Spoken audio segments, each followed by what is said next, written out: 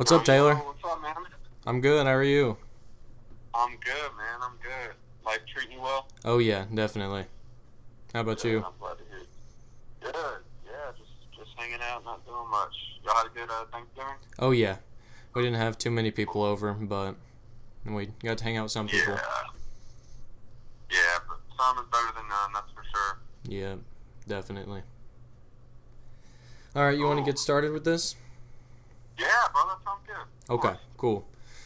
So the first question I ask all my guests is their background a little bit, like how they got into the sport. So how did you get into basketball growing up? So my mom played. Well, my dad played too. They both played in high school. My mom played in college, and her mom did too. So I guess it starts with genetics, and so I've pretty much played. I mean, shoot, all my life since I can remember. Putting a Nerf hoop up in the house, and then starting to actually play organized. I would say at 5 or 6 years old, and then kind of going from there. And so I would say about 9 or 10 years old. I want to, yeah, probably like fourth and fifth grade. Started Mm-hmm. actually playing club ball, so that was kind of the next level. And then, yeah, played on my middle school team, played on my high school team, and club throughout from fifth grade all the way up through high school, and then, yeah, and then college after that. And Gotcha. then got a little experience overseas in this kind of short summer league, and that was in 2018, so about 2 years ago, and then stopped playing after that to come home and work and coach and stuff. So, but yeah, I've been playing all my life, so know the game like the back of my hand. I feel like. Um, when did so everybody has dreams of going Division 1 in like middle school and high school, but when was the first like notice that you could actually go D1? Yeah, so I mean, I always thought I was, good. Game was good, and kind of comparatively speaking to everyone else, Mm-hmm. um, more on the higher side than the lower side when talking about like skill and everything. And so I I'd say I recognized that in middle school, but never thought about the college level then. Mm-hmm. But I say maybe freshman going into sophomore year, started thinking more about college, and obviously, really, I mean, it's pretty much for the most part every basketball player's dream, especially on the guys side, that they want to play in college at some level. And so started thinking about that in high school. But I want to say when I started thinking about levels at the D1 level, um, I started getting letters from D1 schools my sophomore year of high school. Mm. So I want to say during that school year and school season was when I kind of thought to myself, like, oh, this could really work out. And if I put the work and the time in and stay focused, then yeah, I can make it happen. So I want to say, yeah, probably sophomore year of high school. Okay. That's your question. What athletes did you look up to growing up? It could be other sports, just overall. Yeah. I'll tell you my favorite college basketball player of all time, probably Jimmer Fredette, and he was playing in 20. I want to say like right around 2010. So I was Mm-hmm. still in high school. So when I was in high school, that was the guy that I was like, man, I want to be like him, and saw his work ethic and the numbers he was putting up and everything. And so looked up to him. Um, Definitely Steph Curry as well, because Mm-hmm. watching him, playing college, I think me and the whole rest of the world looked up to him, especially as guys that focus, I guess, primarily as shooting guards or shooters, which I guess I could label myself as for the most part. And so those two guys, big time as far as modeling my games after, but um, yeah, pretty much those two. And then I mean, there's your athletes that you have that are the LeBrons, the Tiger Woods, the Mm-hmm. Jordans, the Tom Brady's that are the greatest, and because they put the time in and the work in and just are great at their craft. That I mean, it's hard not to look up to those guys, especially from a sports standpoint. So, but yeah. Mm-hmm.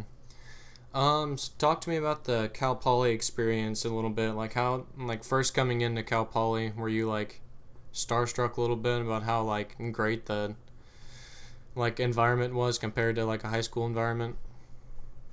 Yeah, it was. Yeah, so high school to college. I mean, depending where you go, and obviously wherever you go, especially if you travel or go out of state, that it's going to be in some ways a little bit of a culture shock. Mm-hmm. Luckily, I took a trip there, my visit there, my senior year of college, so I had been there physically and gotten to see, I guess what the vibe is, what the weather's like, what the campus is like.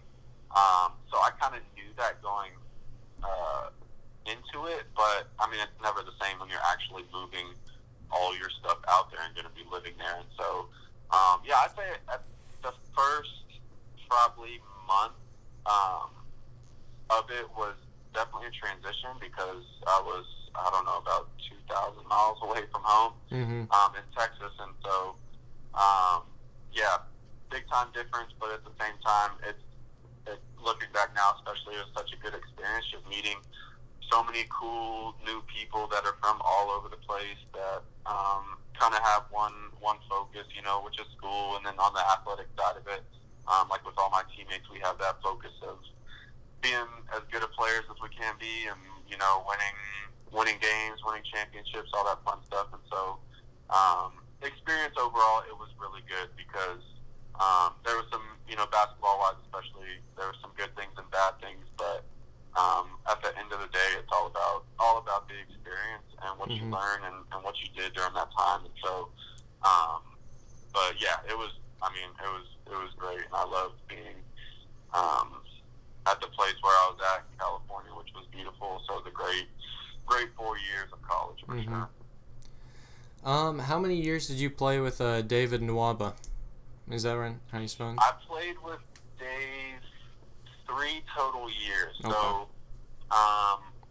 yeah, I got there my freshman year, and we got there at the same time. So I got there my freshman year. He transferred in his sophomore year, Okay. or redshirt sophomore year, I guess it was. And then yeah, we had 3 years together. So freshman through my junior year was the last year we played.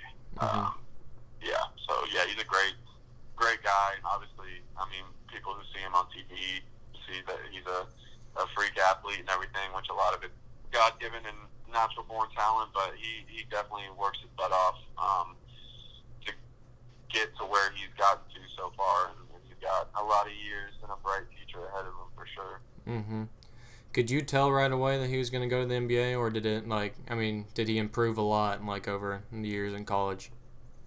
Dude, no, yeah, I mean, I wouldn't say I doubted him, but he didn't come in and I was like, oh, this is an NBA player. Like, he had NBA athleticism, NBA body, but there was some work that needed, he wanted to work on his shot. He needed to work on his ball handling a little bit, and this is him speaking, saying, oh, I need to get better in these areas, but he was top-notch defensive player, top-notch athlete, like I said, but yeah, just throughout the years that I was there, especially saw him. I mean, he was working outside of practice and working on his shot and helping, before the games, even after games, just keep working on those little areas that he needed to skill-wise. Mm-hmm. So now that he has the skill package and the NBA body and athleticism and everything, yeah, it's clear to see now that he definitely fits in the league. Mm-hmm. So Yeah. you all made the NCAA tournament in 2014, correct?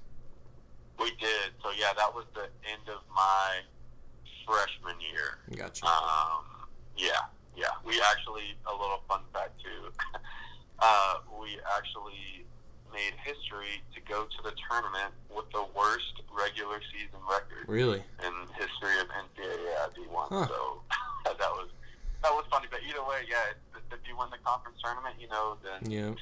you get your bid. And so we were 7th out of 8 seed and upset some teams, that were ahead of us. So it was a good experience and some well fought wins for sure. So you all played Wichita State first round, is that correct?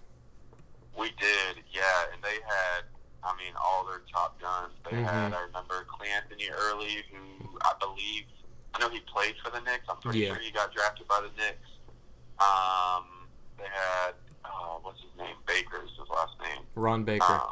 Ron Baker, yeah. I don't know why I blanked, but he ended up in the league somewhere. I don't know where he's He also played with the Knicks for a little bit. Yeah, exactly. Yeah, so they actually played together. And so, yeah. And then the big one was Fred VanVleet, which I think now he's one of the most underrated guards, let alone point guards in the game. He was so tough to play against, and that whole team they were stacked. And so that was the year they were. I think when we played them, they were 34-0 or 35-0, and definitely they tacked on a win when they played us for sure. But that was an awesome atmosphere, and just cool to play a team like that too. Yeah, I was gonna ask about that. Like, how is that environment like being an NCAA tournament? Like, was it intimidating at all? I think it was more exciting than anything. Because for us, we hadn't been there before, and so just to be able to, say you got to play in March Madness, really is a once in a lifetime experience. It sounds cliche, but it's very accurate. And so just the fact that we were there and got to experience, huge. We played them in St. Louis, just a huge stadium, and there was, I think it seated 19 or 20,000 people. I don't think it was quite that full, but shoot, even that, there was, I think, 15,000 people there. And so you look around and it's like, when are we going to be able to do this again, play in March Madness against such a top-notch team that people are watching on TV and stuff. And so, it was crazy, but so cool. So cool. Yeah. Do you have a favorite moment playing the sport, like basketball? Ooh, I would have to say that, going to March Madness, just that whole experience as a whole, like winning a conference tournament, playing, Division I, and winning a tournament, and then playing in the tournament. Since it's so rare that I didn't think that would happen. I knew there was obviously a chance since we're at that level and everything, but especially, going into a conference tournament as a 7th seed, you don't expect to win out against a bunch of good teams and then be in the tournament. And so I would have to, I don't know of any off the top of my head that can top that. So I would have to say that's probably number one. Yeah, that definitely is a good one for sure. Yeah, can't complain about it. Yeah, for sure. So how long have you been coaching now? I've coached. I just finished my 3rd season of coaching. Okay. Yeah, so me and the guy who actually runs the program, his name's Marco, and he asked me to help out, 3 years ago now, or 3 seasons ago, I guess. So we have about 7 or 8, give or take during COVID especially, maybe a little less, but girls team, 6th grade through varsity, and so our older teams travel a little bit, and our younger teams pretty much stay in town, and just, play tournaments, practice twice a week. This year was a little different, but coaching's awesome. I love being able to take what I've learned over the many years and be able to instill it and teach it to people who have the ability to learn it and apply it to their games and their middle school games and high school games and kind of life overall too. So it's for sure a blessing. Yeah. Do you have any favorite players that you like to watch nowadays? It could be college or NBA or even like these high school prospects now. Do you like anybody in particular? Man, I'm gonna sound so biased, but I my favorite player in the league is Steph. Just because kind of his story. Like I played at a mid-major. He played at a mid-major. Obviously, we're different players, but just kind of his story of no one in the world would have thought he would be playing at this level as far as his game goes. And just to be, I'm 6'2", I'm more of a shooter than anything, and obviously same with him. And so that's someone that I'm like, man, I just admire handling super underrated. His passing Mm-hmm. still super underrated. Obviously, his shot, in my opinion, he's the greatest shooter in history just because he's so versatile with it, off the dribble, catch and shoot, coming off screens. Like, I'd say him. And then newcomer too, I like Tyler Hero a lot. I think especially after, this past year, and the best part about him that I like and that everyone says is his work ethic is top notch. He spends his time in the gym for sure, getting better, and obviously it shows that. I think, what is he, 20 years old? Yeah, I think so. Something like that. But he's doing what he's doing and making it to the NBA Finals and being a starter on the NBA team. Like, that is very, I think, underappreciated. Even though, with all the attention he's gotten, it's still, he's a stud. He's a stud for sure. Definitely.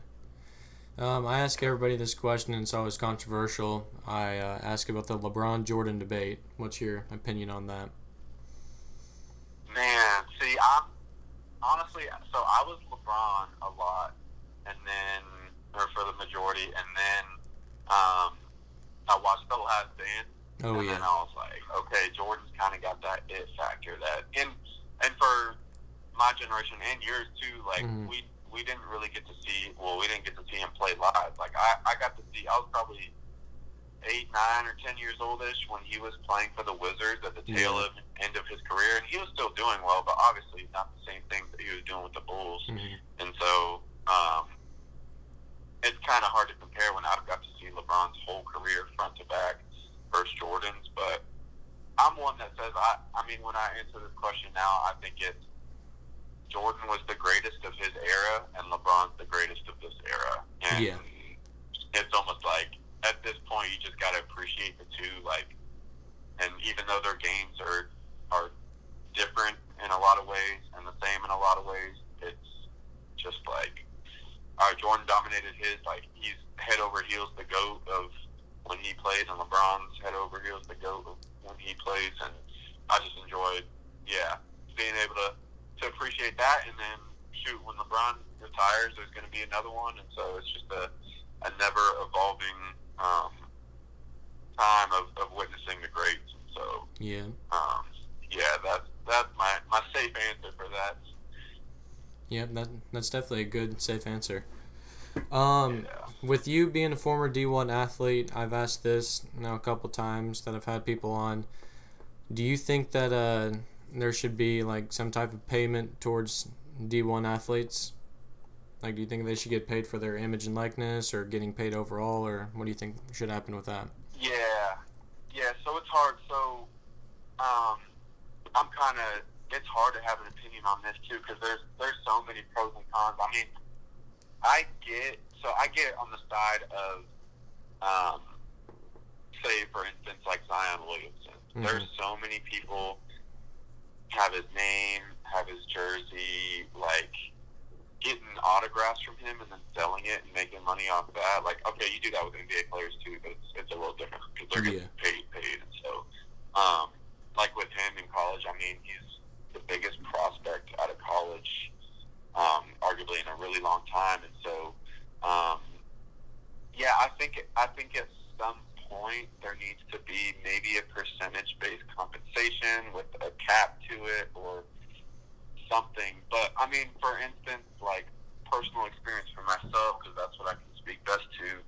I mean, I didn't really have to pay for anything pretty much. I mean, if it was personal things I wanted or stuff that I needed outside of what I was given, but it was mainly like all my needs were taken care of, and then some. I mean, they give you gear, they give you food when you're on the road. You don't have to spend a dime on anything.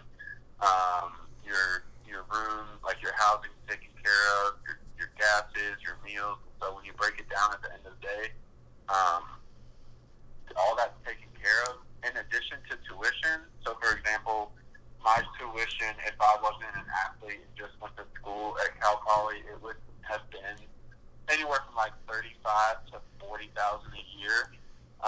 So you multiply that by the time I was there 4 years, and I mean you're above $150,000, and so that's in a sense that's me. You know, they say like, oh, paying for your education and that's what you get out of the scholarship, blah, blah. So, I mean, that's, in a sense, getting paid $150,000. And so that's a lot of money. So Yeah. you can make the argument, yeah, to get paid on top of that. But for me, I'm like, I'm grateful and blessed enough to realize that that's what it was at the end of the day.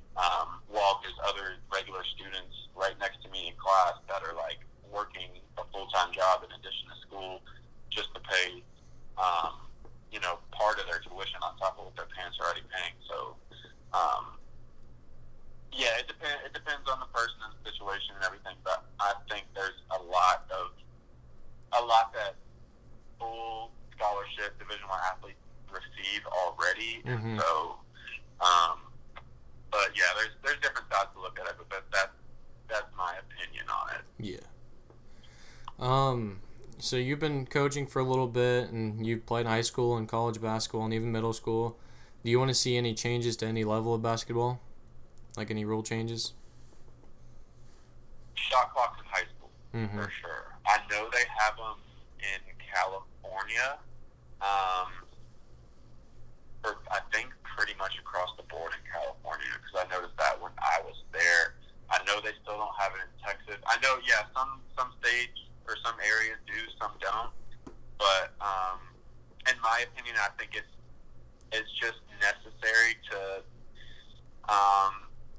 speed the game up a little bit. I know it's, sometimes teams and coaches like to use the clock on their hand, and there's a minute and a half left before the half, and they're up by, I don't know, 10. So they just want to kind of hold the ball and force the defense to come out until they make them do something. But I'm an advocate for, especially for college prep. I mean, that was one of the big differences to me, was going from no shot clock to a shot clock. And so it speeds the game up and just kind of gets things going. And especially for people that are watching too, you don't want to sit there and watch a team dribble the ball at half court for 4 minutes and, nothing. I mean, 4 minutes goes by and the game's tied, and a team finally comes out and there's 10 seconds left in the quarter, and then they go shoot a nonchalant jumper and miss, and it's like, all right, that was a waste of watching that for 4 minutes. So I know that's not always the case, but I think biggest thing is shot clock. I think that they should add that in all high schools across the board. Another question, like seeing how you've been playing with them, is the traditional big man. Like, do you think that it's still effective in today's game with everybody shooting? I do, because I'm personally a big proponent of playing inside out a little bit. It's good for. I mean, inside out, you can argue that with a guard coming, like, for example, coming off the ball screen and getting a paint touch, so they at least, dribble the ball, get inside the paint, which kind of sucks the defense in, and then kick out.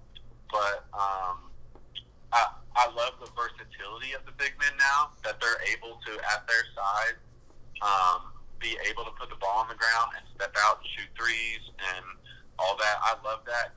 It kind of spaces the game out and makes it more, from a fan's perspective, more entertaining to see that. But I do miss the Shaq era, where you get it inside and kind of just go to work and use one-on-one with the big, or whatever it is. So I don't think there's anything wrong with the game, how it's evolving now, with not a true big man really anymore. Because I do like it. It is more entertaining seeing more driving kicks and outside shots and spacing on the floor. But yeah, I never thought there was a true reason to get away from having an inside big if they're dominant enough and really can work inside out that way. So there's pros and cons to both. Yeah. Yeah. So you've been observing the game for a while. Do you have a favorite moment watching the sport in person or on TV? Ooh, good question. On TV. Man, so I'm a big Spurs fan, so I've been blessed enough to watch them win 4 championships and have watched all those on TV. I'd say one of the craziest games, though, basketball-wise, for sure, is, and I don't know if you remember this, it was just a few years ago when Villanova the Oh yeah. championship, the national championship. And so, as far as like crazy finishes and games in total, that's the one that popped in my head first. And so, yeah, because that was what was it? North Carolina came down, hit a three Yeah. to tie it. Crazy, like double clutch three, Mm-hmm. and then Nova came down and hit that big shot. And so, that's the one that popped in my head first. That was crazy. Yeah. Well, that's all my main questions. My last closing segment is when you can talk about anything or like your final thoughts about like basketball in general. So, do you have any of those? Yeah. No, I love watching, and love seeing people get better over time, and actually like watching people work at their craft, and especially with coaching, I think that's the biggest reward, because you do it. I did it all my life outside of the typical practices and games, actually working on my game and my off time. And so I love to see that now on the flip side of it, with like the girls I coach, for example. Mm-hmm. They're working on their game and really wanting to get better, really wanting to get to the next level. And I think that's so rewarding and so underappreciated. But yeah, so for anyone that is wanting to get, to that next level, it's really just, besides practice and besides the game, you have to almost self-evaluate and realize what you're good at, what your strengths are, and what your weaknesses are, and get better at your weaknesses and perfect your strengths. And it's cool to see it come full circle. So that's my takeaway for the day. Mm-hmm. I like it. Well, all right, I'll let you go. I appreciate you coming on, and I think this went well, really well. Thank you, bro. No, I really appreciate that. This is awesome. It's good that you're doing this, because it gives perspective to a lot of young athletes with Mm-hmm. people who have been there before. So it's awesome you're doing this, and I appreciate it. Oh yeah. You called me and let me be your guest. Oh, for sure. All right, I'll let you go. Thanks for coming on again. All right, bro. Anytime. Tell the fam I said hi. Will do. All right, I'll see you. All right, brother. All right, that is the end of this podcast episode. Like, comment, subscribe, and I'll see you all next time.